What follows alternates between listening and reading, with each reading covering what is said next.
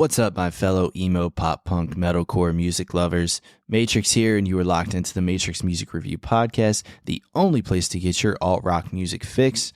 And we are here for part 2 of our album roundup.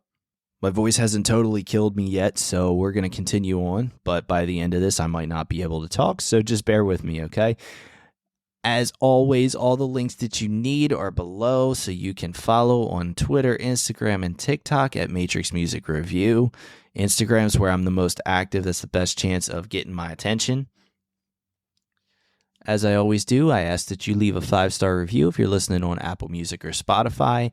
And as I always do, I'm going to ask that you share this podcast with friends, family, coworkers, anybody that needs a new podcast, anybody that might want to get into alternative music. Send me their way so that we can continue to grow our little community of alt-rock music lovers. So now that we got the heavy albums out of the way, we're going to move into some of the other albums, some of the albums that I probably would cover more generally on this podcast, with the first one being the surprise release, the biggest release that we've seen in quite some time, Post-Human Next Gen by Bring Me the Horizon. I think this is potentially the most anticipated album in the history of the scene at this point because we've been waiting for this album for years. We've been thinking it's an EP. We've been thinking we don't know what's going to go on. Jordan Fish left the fucking band in the meantime. Like, this is an album that has been through the ringer, and we've been through the ringer waiting for it. So, obviously, I mentioned this is the first album without Jordan Fish, but Jordan's fingerprints are all over this. He is still involved on a number of tracks. And I don't think you can go through this album without thinking that he played a large part in a majority of these songs. I think at first look, Utopia is probably the one that's going to be the hit, probably going to be the one that they pick to start pushing on different things. But I think they're really missing an opportunity because I think Top 10 Statues is an absolute stunner. And the guitar licks and the guitar solos in that track are just out of this world. Absolutely out of this world. Loved that track from start to finish. Limousine is another one that is kind of this anthemic track to it. And Bring Me the Horizon does anthemic tracks extremely well. They have that down to a science, and they nail it every time they have it. I feel like Lost was definitely an anthemic track that we got last year, and now Limousine is another one, just in a little bit different of a way. I think my favorite on this album, though, is Bullet with My Name on It. The Under Oath feature is crazy good, and it was a great pull there because I don't think you would think Under Oath would be the feature on an album like this, especially with a band like Bring Me, but we'll take it. I love the Spencer Chamberlain ad. And while this album is, I'm talking about all the good, I think there are some pieces that we need to talk about with this album, and I know it's probably going to be a very long review for this, but I think it needs to be said because I've seen some upheaval in the community about this album and about the band as a whole. So I think we need to take a step back and let's talk about some things first, right? So I think the first thing that we need to talk about is that this album is very mainstream. I don't think there's any denying that there's a lot of sounds and a lot of songs on here that can bring Me the Horizon to a mainstream success. Now, let's think about this for a second. They were on a Fall Out Boy tour not that long ago, and they had some of this out. They didn't have all of it out, and I wonder what the reaction was on that tour to some of their material. Fall Out Boy is as mainstream gets at this point, so the fact that they took Bring Me with them was definitely a surprise when we first saw that first leg of the So Much for Tour Dust, but I wouldn't be surprised if Bring Me the Horizon decided to do a little bit more mainstream stuff after seeing the response to some of these other tracks. I think Lost definitely had mainstream appeal. Strangers definitely has that more mainstream octane core, whatever the hell you want to call it, appeal to it. And then they've obviously had some mainstream success with a song like Amen, which still is not one of my favorites. I still can't really get behind that track. So if you take a band like Bring Me that's really had success in the scene, you put them on a mainstream tour with one of the biggest band names in the history of the scene, and they start to see success, but they only see it with some of their tracks from more recently, and maybe not some from Sempiternal era, it's not unreasonable to think that they might want to take a more mainstream approach, right? And I think that's fine. I think a lot of times we get stuck in the thought process of a band going mainstream and a band losing their direction. And I think two things can be true. I think first, a band can go mainstream, but I also think it can be true that they don't lose what made them them. And I don't think Bring Me the Horizon really lost anything on this album. I don't think they really strayed that far away from who they are as a band. Obviously, they've kind of teetered on that edge a little bit. They've played with it with songs like Medicine from Amo. Like, there's obviously that like fine line that they're going to walk. But at the end of the day, mainstream success is not a bad thing for this scene. Okay?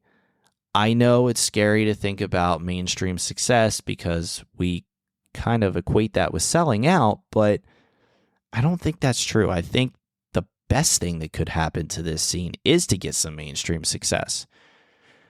This album has potential to do that. I don't think it's the best album to do that. I don't know that Bring Me is the best artist to do that. But then again, did we really think that during the nu metal fad that Linkin Park was the best one to bring everybody to the mainstream? Maybe not. But look what an album like Hybrid Theory and Meteora did for a band like Linkin Park, and look how many people became fans of not only nu metal, but alt-rock music because of a band like Linkin Park. Linkin Park's one of the bands that got me into this scene. I would have never known about them if it wasn't for mainstream radio, if it wasn't for mainstream airplay. Yeah, we are definitely still years off from the radio interweaving Taylor Swift with Bring Me the Horizon, with Ariana Grande, with Shabuzi, with Lizzo, with Magnolia Park. Like, that's not any time soon happening. Hell, it may never happen again. We may never see that type of airplay like we did back in the early 2000s. However, Bring Me starts to dip their toe into the mainstream. More mainstream people start to like bands like Bring Me. That allows them to find more bands, maybe bands that might be a little bit more pop side, like an Arrows in Action, or like a Loveless, or like a First and Forever.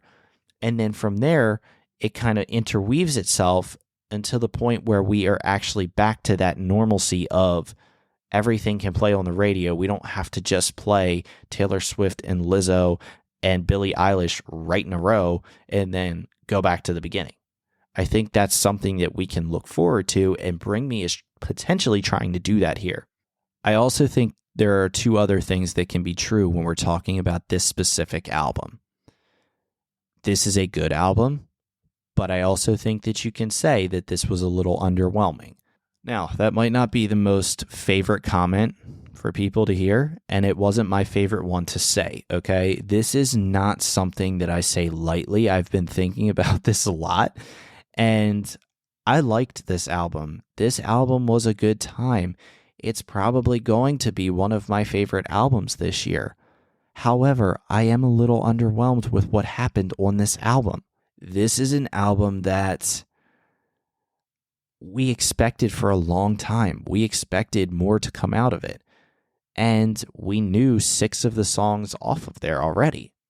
And in addition to those 6 songs, we also got 3 interludes, which they are very new and very unique in their own way. I'm not even going to begin to try and talk about a song like Pussy. That's not really my style to talk about songs like that, but that's the type of thing that Bring Me brings as well, is they have that unique side.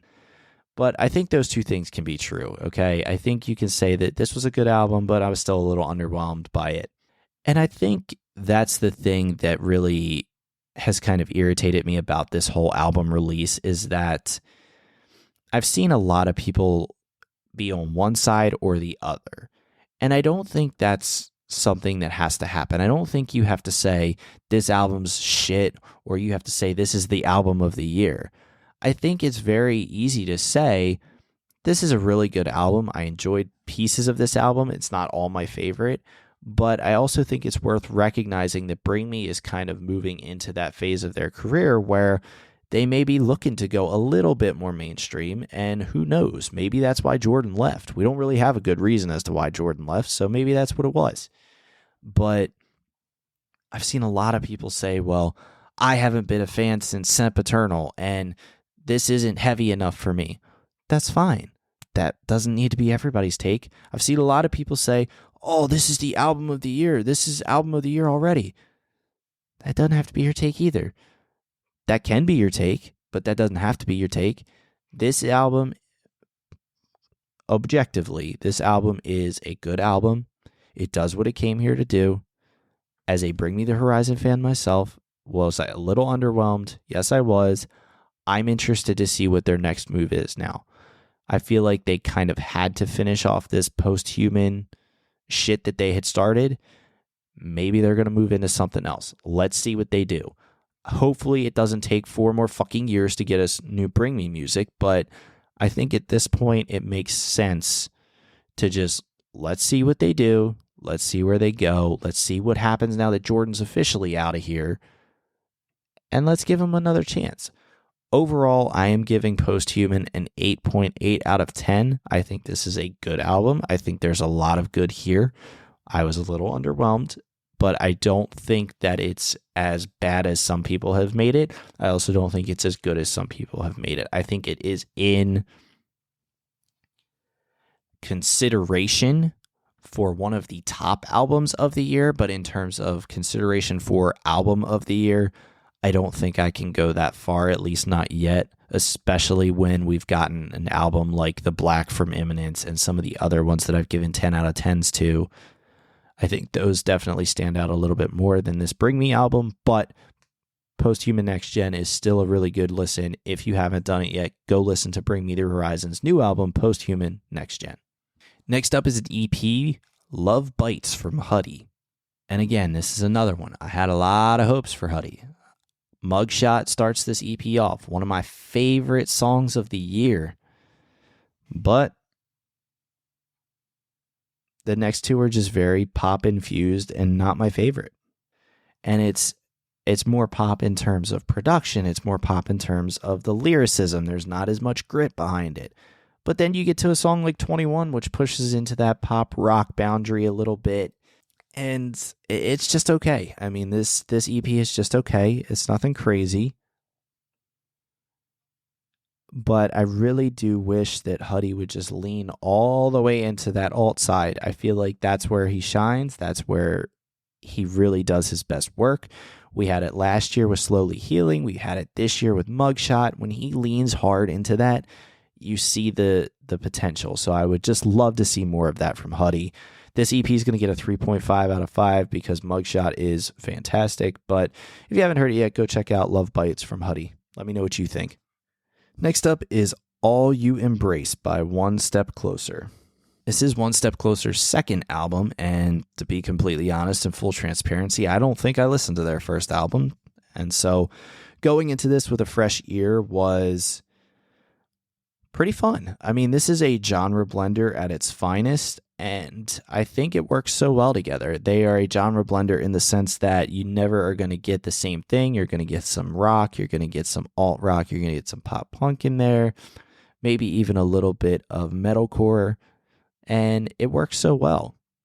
And a song like The Gate is really one that kind of proves that point that I was just trying to make, that it has this softer musical side to it, but it also still has some swells in it. It still has some hardcore elements to it as well. So it's always going to be that perfect blend of different genres or even subgenres for our alt-rock music scene.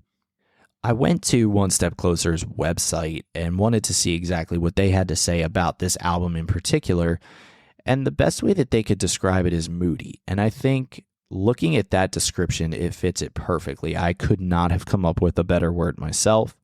This is an album that I really enjoyed. There's not much I had to say about it. because it was just a fun album to get into. I want to take some more time with it. It's going to be an 8 out of 10. It was a really good album, really good introduction to One Step Closer, and I look forward to listening to it some more. So if you haven't heard it yet, go check out All You Embrace by One Step Closer. Next album is the self-titled Telltale by Telltale. This album has been on repeat since it came out. It has become one of my favorites. Telltale has become one of my favorite bands this quick. Holy shit, did this album have an impact on me. W2B, which stands for Wannabe, is an absolute smash to start this album. This is a song that should be getting a lot more attention than it is. And this was an album that had me doing such a look back. You know, when I went through this album the first time, I was like, this is their like second or third album. How the hell have I missed these guys? Where have I been? And it's got me going back and got me listening to older tracks and really connecting with those. And they're just such a very good, underrated band that is that pop punk alt rock sound that I think everybody will love. And I want to make a comparison so bad with this band because I feel like I can hear it, but I can't place it for some reason. There is a comparison to be made. Guys, if you know who they sound like for fans of, please let me know because it's driving me crazy. But I do have a crazy vocal comparison, and I might just be absolutely out of my mind for this, but vocally, I kind of hear Justin Timberlake. I don't know why. It's just that type of vocal range and comparison that I'm hearing, especially on a song like Wannabe. I'm like, maybe I'm missing something. Maybe this is just me, but let me know what you think. I really enjoy the vocal deliveries, and I feel like saying Justin Timberlake about an alt band is kind of crazy, but I feel like it fits. So this band is also very emo. And, you know, most times when we say emo as a genre, we are thinking My Chemical Romance. We are thinking really introspective, dark lyricism. And we get a song like that called Kissing in a Car Crash. And we also get addiction tracks on here that are also very emo, which is a song called Getting Sober. And Getting Sober is very introspective and very real world because there's lines in it that say, I don't want to die before getting older, and I don't want to die before I get sober.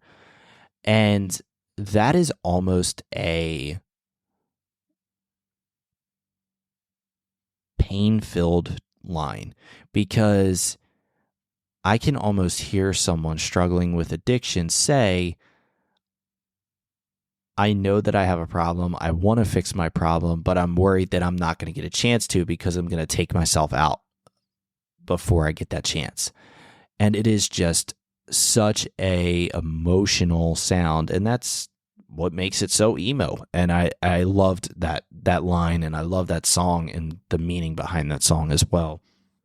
And this whole album really is like that. There's a lot of realistic scenarios that people are going to connect to. There's a lot of realistic scenarios that people are going to go through on a daily basis, and these songs are going to help them through it. So overall, this album was fantastic. This is going to be a 9 out of 10 for me.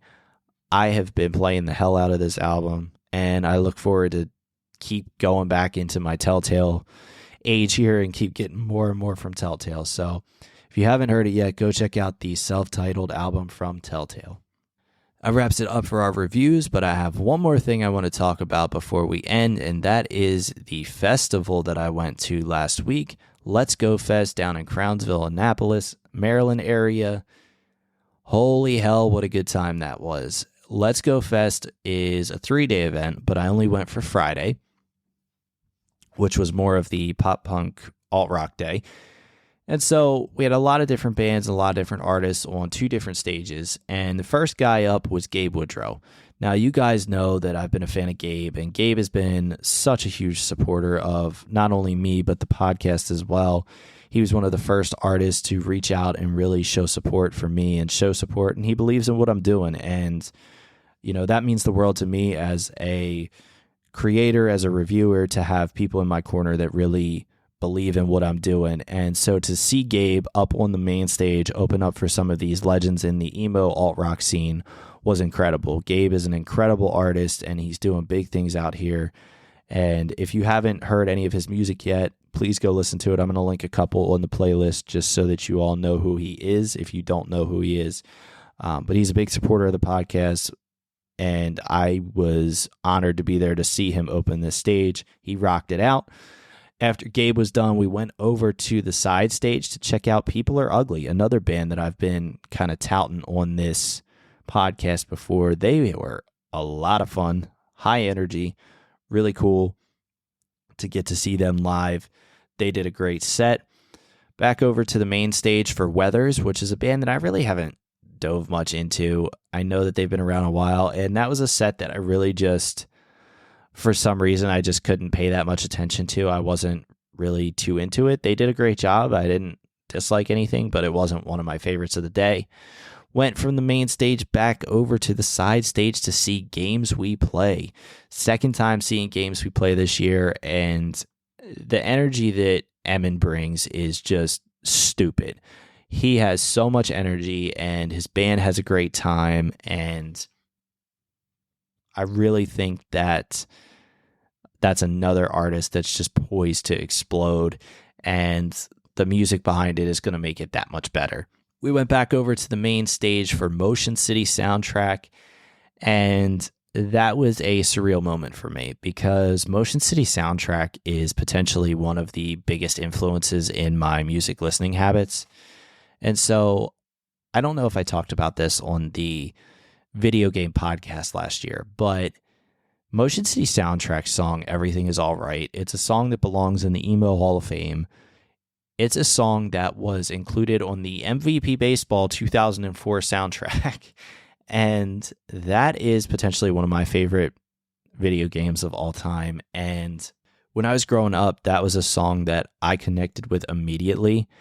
And it was one that I never expected to be able to see live, never expected to hear live, see live. And to see it performed live by the band was just an awesome moment, and really made me appreciate where we've come, and how far I've come with this podcast, and how far I've come with this alt rock scene, and how far they've come as a band. So good to see that. After Motion City Soundtrack was done, I went over to the side stage for the last performance on that stage of the day, which just so happened to be my favorite performance of the day, which was Taylor Acorn. And I can't really say enough good things about Taylor because she is just out of this world good. She is super talented, and I'm just in awe of seeing her perform. She was so energetic. She was so polished. The set that she put on was fantastic. Everybody was so interested in what was going on. And even the other artists were out watching Taylor. I mean, that was the cool thing to see as well, is that other artists were supporting her as well. And I think everybody recognizes that Taylor's a star in our scene, and she's destined for big things. After that, we went back to the main stage for the last two acts of the night. The first one was Dashboard Confessional. Now, look, I have never been the biggest Dashboard Confessional fan, but they did a great job. They did a great job with their set. Obviously, there is a ton of hits from them and a ton of songs that everybody knows. So it was really good to see a legend in the scene, even though I'm not their biggest fan. And then the last band, the headliner of the night, was Taking Back Sunday. And what a odd experience Taking Back Sunday is, guys. Like, I don't even know how to explain that Taking Back Sunday set. I was entertained. I was intrigued. I felt very cringe at times because of the way that things were being done. I mean, I think it is great to see Taking Back Sunday still going strong. I think musically they still sound great. I think they still sound great vocally. The crowd interaction was where I kind of lost it a little bit. Adam is definitely a little bit of a loose cannon up there. He kind of just wanders and just babbles sometimes, and it doesn't always make sense, but it's always entertaining, that's for sure. And again, to see some of these legends of the scene, it doesn't really matter what they sound like. It doesn't really matter what the performance is like. It's just great to see them and great to have that experience with them. Like I said, Taking Back Sunday sounded amazing and sounded incredible. It was just some of the crowd interaction that I wasn't quite too sure about. But overall, Let's Go Fest was a fantastic time. If you're in the area and they do it again, I can't recommend it enough.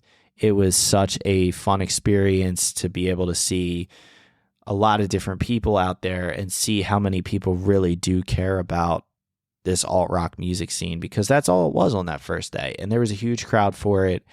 And I was glad to see that our scene really is alive and kicking, and there's still a lot of people that really appreciate this type of music. So that's where I'm going to end this podcast. I'm going to end my reviews here. I got plenty more coming for you guys. Hopefully my voice is back to normal now, or at least back to functional, so I can at least do these for you guys. Go ahead and follow on Instagram, Twitter, and TikTok at Matrix Music Review. Stay connected with me there so that we can continue to learn more about different artists, music, tours, all those different things. If there is a tour that you want me to check out, if there's an artist you want me to check out, leave me that in comments of either reels or send me a message about it. More than happy to do that. If there's people that you want me to try to interview, I'm looking to do some more interviews now that I'm feeling a little bit better so that we can get some more content out there for you guys. If you're listening on Apple Music or Spotify, leave a 5-star review. Help grow the channel anytime that you can by sharing this podcast with a family member, with a friend, whoever it may be that you need in your life that needs a new podcast. Send me their way. Let's help build our little community of alt-rock music lovers. With that, I'm going to end the podcast, and I will see you guys next time.